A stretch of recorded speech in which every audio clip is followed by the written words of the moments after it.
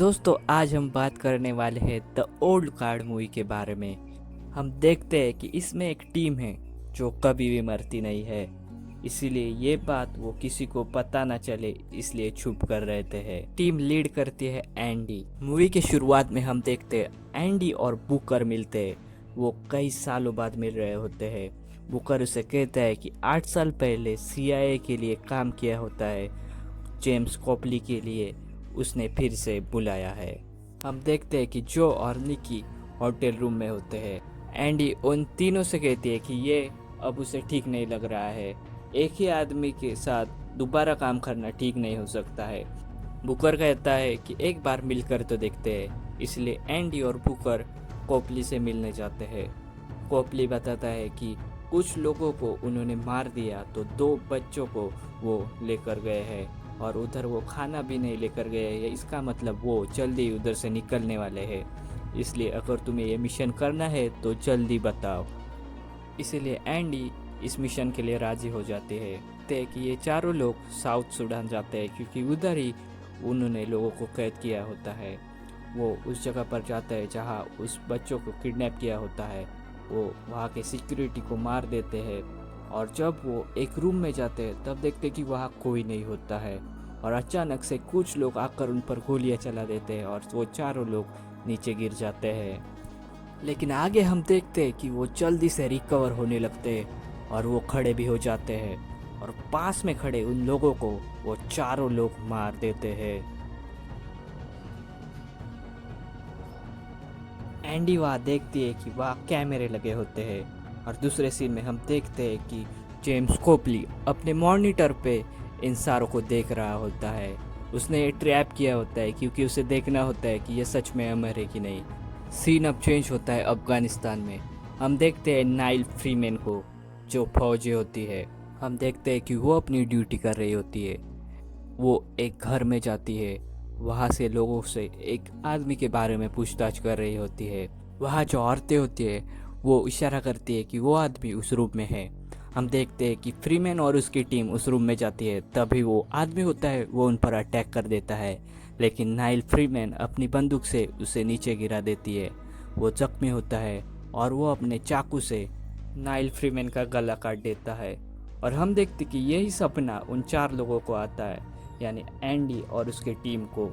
वो डिसाइड करते हैं कि इस लड़की को हमारे टीम में शामिल करना चाहिए, क्योंकि ये बात अगर बाकी लोगों को पता चली तो वो उसे ज़िंदा नहीं छोड़ेंगे। इसीलिए एंडी कहती है कि तुम तीनों जेम्स कोपली को ढूंढो और मैं उसे लेकर आती हूँ। तरफ हम देखते हैं कि नाइल भी होश में आती है, उसे भी वो 4 लोग ट्रेन में दिखते हैं। इनमें हम देखते हैं कि नाइल के जो घाव होते हैं वो जल्दी से रिकवर हो जाते हैं। ये देखकर उसके साथी शॉक में होते हैं, उन्हें पता नहीं चल रहा होता है कि नाइल के साथ ये क्या हो रहा होता है। तो अगले सीन में हम देखते हैं कि एंडी भी अफगानिस्तान पहुंच चुकी होती है। वो नाइल को बेहोश करती है और अपने साथ लेकर जा रही होती है। दूसरी तरफ हम देखते हैं कि जेम्स कोपली लंदन में होता है।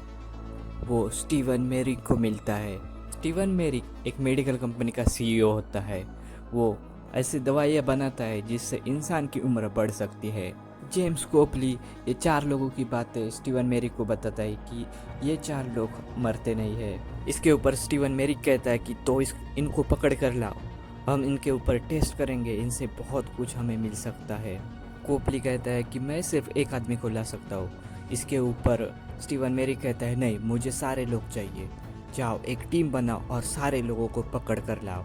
सीन चेंज होता है। हम देखते हैं एंडी नाइल को गाड़ी से ला रही होती है, लेकिन तभी नाइल गाड़ी से भागने की कोशिश करती है, लेकिन एंडी उसके दिमाग के ऊपर गोली चला देती है। लेकिन नाइल फिर से ज़िंदा हो जाती है। उसे पता नहीं चल रहा होता है कि आखिरकार क्या हो रहा होता है। इसी बीच उन दोनों के बीच में फाइट होती है और हम देखते हैं कि वो फ्रांस आ जाते हैं। हम देखते हैं कि वो सारी टीम एक चर्च में रह रही होती है। नाइल सबसे बात करने लगती है, सब उसे समझाते हैं कि तुम अब बूढ़ी नहीं होगी, तुम्हारे पास के सारे लोग बूढ़े हो जाएंगे और मर जाएंगे और वो तुम्हें इसका जिम्मेदार मानेंगे। तुमसे वो इसका फॉर्मूला मांगेंगे कि हमें भी कुछ ऐसा कर दो, लेकिन तुम कुछ नहीं कर पाओगी, इसीलिए तुम्हें हमारे साथ रहना होगा। उसी रात नाइल को एक सपना आता है कि एक औरत को एक पिंजरे में बंद कर पानी में डाल दिया होता है। जो और निकी बताते हैं कि उसका नाम क्वीन था। वो पहली अमर विद्या थी जो एंडी को मिली थी। शुरू में सिर्फ वो दोनों ही थे। उन्होंने एक साथ हजारों लड़ाइयाँ लड़ी। वो इंग्लैंड में थी और उन्होंने बहुत से लोगों को आज़ाद कर दिया जिन पर जादू टोने का आरोप लगाया गया था। लेकिन बाद में एंडी और क्वीन पर ही जादू टोने का आरोप लगाकर पकड़ा गया। उन दोनों को मारने की बहुत कोशिश की गई लेकिन वो मर नहीं सकते थे। इसीलिए क्वीन को एक पिंजरे में कैद कर समुद्र में डाला गया। 500 सालों से हम उसे ढूंढ रहे हैं लेकिन वो अभी तक हमें नहीं मिली है। एंडी इसके लिए अपने आप को जिम्मेदार मानती है। हम देखते हैं कि ये बातें सुनकर नाइल थोड़ी सी अपसेट हो जाती है। वो चर्च के बाहर जाती है। उसके पीछे पीछे एंडी भी जाती है। वो दोनों बात कर रहे होते हैं। तभी हम देखते हैं कि चर्च में आवाज़ होती है। वो दोनों जब देखने जाते हैं तब एक टीम वहाँ पर से जो और नाइल पकड़ कर ले जाती है। तो बुकर वहाँ पर ही होता है। उसके पास बम फटने से उसका बहुत ही बुरा हाल होता है। हम देखते हैं कि धीरे धीरे लेकिन वो रिकवर होने लगता है। एंडी उससे पूछती है कि आखिरकार इधर क्या हुआ। वो बताता है मुझे पता नहीं, इधर सिर्फ एक बम आ गया और मुझे उसके बाद कुछ याद नहीं। तभी हम देखते हैं कि और एक टीम अंदर आ रही होती है। अब एंडी अकेले इन सब को निपटा देती है। कि जेम्स कोपली वहाँ पर ही होता है। वो टीम से कहता है कि जितने मिले उनके साथ भाग चलो और वो निकी और जो को लेकर वहाँ से निकल जाते हैं। हम देखते हैं कि वो निकी और जो को मैरिक को सौंप देता है। वो उनके ऊपर टेस्ट करने लगता है। दूसरी तरफ बुकर कहता है कि जेम्स कुपली का ठिकाना इंग्लैंड में कहीं है, इसीलिए नाइल, एंडी और बुकर इंग्लैंड जाते हैं। हम देखते हैं कि इसके बीच एंडी को एक जख्म होती है। वो ठीक नहीं हो रही होती है। इसका मतलब एंडी का टाइम आया होता है। वो अब ज़्यादा देर अमर नहीं रह सकती है। तो नाइल कहती है कि अब मैं तुम्हारे साथ काम नहीं करूँगी। जो टाइम बचा है या फिर जो भी मेरा टाइम है वो मैं अपने फैमिली के साथ रहूँगी। इसीलिए एंडी उसे एक बंदूक देती है जो उसे बुकर ने दी होती है और वो दोनों उस बिल्डिंग में जाते हैं जहाँ कोपली होता है। हम देखते हैं कि एंडी के ऊपर बुकर पीछे से गोली चला देता है। उसे पता नहीं होता कि इसके जख्म भर नहीं रहे होते हैं। कुछ ही देर में वहाँ पर मैरिक भी आता है।